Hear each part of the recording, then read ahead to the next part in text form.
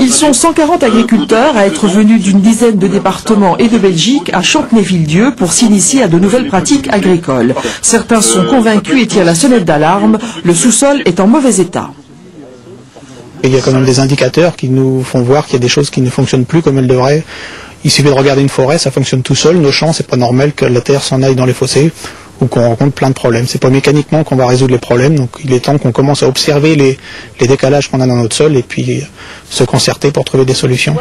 Pour trouver des solutions, les organisateurs de cette formation ont invité une agronome québécoise, spécialiste de la santé du sol et surtout du ver de terre. Les vers de terre demeurent un indicateur de bonne santé. Ils veulent dire, entre autres, qu'une vie microbienne très florissante et très importante. Pour chaque ver de terre que je retrouve dans le sol, je vais avoir son double emploi en bactéries, par exemple. Et les bactéries sont essentielles pour un sol en santé.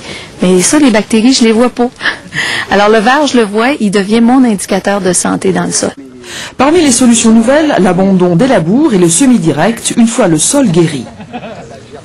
On peut venir avec un semoir entre guillemets semi-direct qui se contente de positionner simplement la graine au bon endroit dans le sol et le sol va pouvoir subvenir aux besoins de la plante sans aucune nécessité de travail du sol, quoi. Les mentalités changent. Certains agriculteurs sartois ont compris l'urgence de mettre en place de nouvelles pratiques.